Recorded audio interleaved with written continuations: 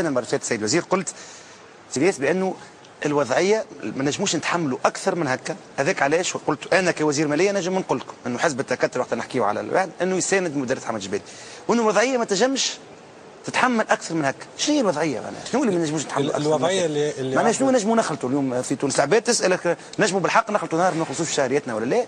خاصه الموظفين نتاع الوظيفه العموميه نتاع الدوله. شنو الاخطار الموجوده اليوم في الاقتصاد التونسي؟ شو نجم نقولوا للتونسي؟ سهله اللي تفضلت به الاخت وداد هو الرؤيه لازمها توضح. كل الممولين نتاعنا سواء من الخارج ولا من الدول يعرفوا الوضع الاستثنائي اللي متعدى به البلاد.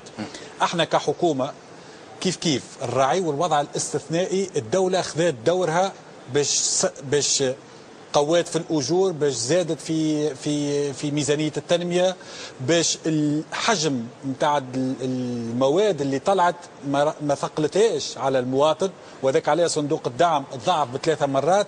هذايا وضع استثنائي نجموا نتحملوه عام عامين اذا الاقتصاد العادي، اذا الدوره الاقتصاديه العاديه وخاصه في بلاد كما تونس اللي ما عندهاش موارد طبيعيه عندها كان الاستثمار وخاصه الاستثمار الخاص، اذا ما يعودش هو ياخذ باش تبرك البلاد. حتى التو الحمد لله معناتها نسمع في برشا كلام وخبراء انتم تجيبوهم ما نعرفش نسمعوا الحقيقه نسمعوا في كلام معناتها غالط ما نعرفش منين يجيبوا في المعطيات، ومديونيه زادت 10 نقاط، المديونيه زادت كان 4 نقاط. نسمعوا اللي الترقيم السيادي هذا باش تكون كارثه، ما هواش صحيح. طاح الترقيم سياده لانه الوضع ما يطمنش، وهذوما لي زاجونس هذه خدمتهم يعني ما يعملش اجتهاد هو ما عنده حتى كونسيكونس، ما عندهاش تاثير على غدوه كيف تاخذوا كريديات. لا مش نقول لك مش نعطيك انا مثل، لانه اللي يسلفوا فينا اليوم يعرفونا ويعرفوا الوضع اللي متعدين به ما ياخوش الترقيم السيادي. احنا ماشي في وضع عادي. ها مش نعطيك علاش كي كنا في 2003 القرض اللي ما زلنا كي خلصناه الشهر هذا في 20 فيفري ب 330 مليون دينار مليون يورو خلصناه. هذايا خذيناه في 2003 وقت اللي كنا 3 بي خذيناه بتو دانتيغي 6.25. توا احنا في بي موا قاعدين نتسلفوا ب 1.75. معناتها خاطر علاش؟ مش على خاطر يعرفوا للوضع نتاعنا وضع غير عادي، وعندهم من جهه العزيمه باش ينجحوا التجربه هذه، لانه الاقتصاد الكل نتاع العالم مربوط ببعضه، ما يحبوش بلاد كيف تونس. والتجربه اللي هي النموذج هذا اللي قاعدين نعملوا فيه نتاع انتقال ديمقراطي يحبوا ينجحوه.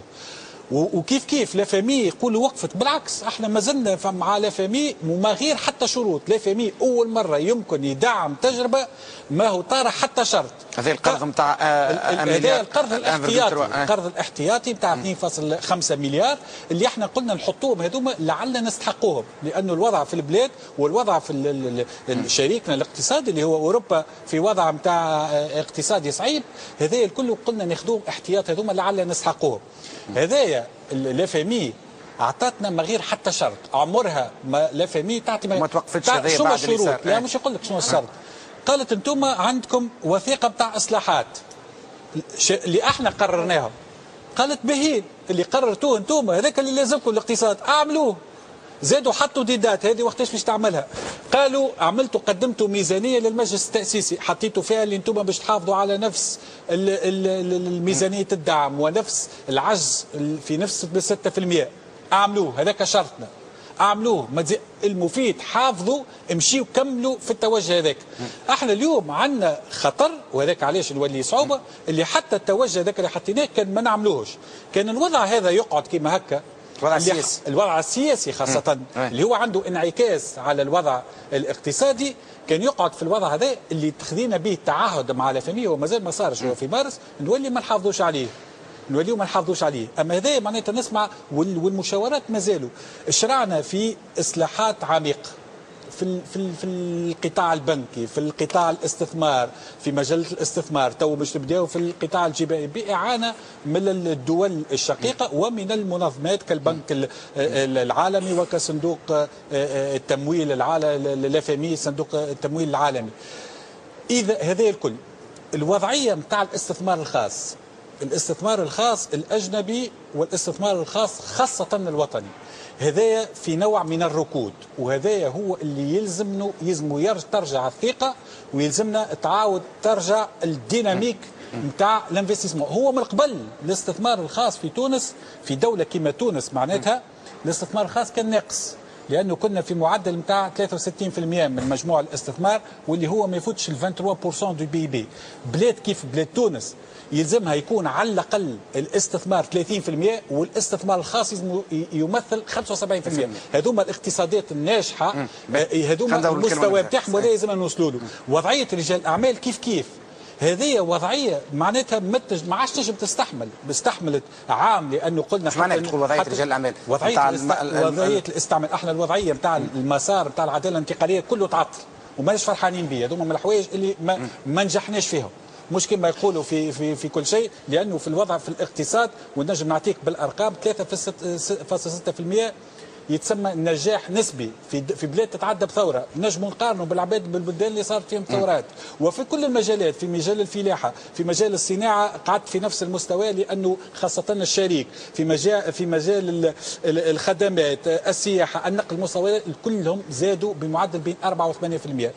معناها لباس معناها الامور. لا باهيش لباس. ما نظنش كان اليوم، سامحني سيدي الوزير، نحكي على اليوم في الوضع الحالي ما نظنش كانت سياحه لباس. نحكي على 2012 الاقتصاد نتاعنا ورى قدره نتاع مرونه باهيه، اللي استرجع معناتها ايجابي بعد ما كان سلبي ب 2.2%، رجع 3.6%. اما الوضع هذا احنا تو نحبوا نرجعوا ل 2010 في المعدل. احنا تو ولينا اقل شويه من 2012، يعني اللي حققناه في 2012 في جانفي نقصنا شويه منه، وهذاك علاش ما يسميش تطور الامور. واخر حاجه نحب نقولها، كنت نحكي على رجال الاعمال ومسار العداله الانتقاليه ككل، ومشكله رجال الاعمال يلزمها تخرج، يلزمها تتحل معناتها، لانه ما تنجمش تقعد امور واقفه، وما ينجموش الناس الكل محطوطين في نفس النفسيه، والمستثمر راهو يلزمه نفسيه ومعنويات كبيره.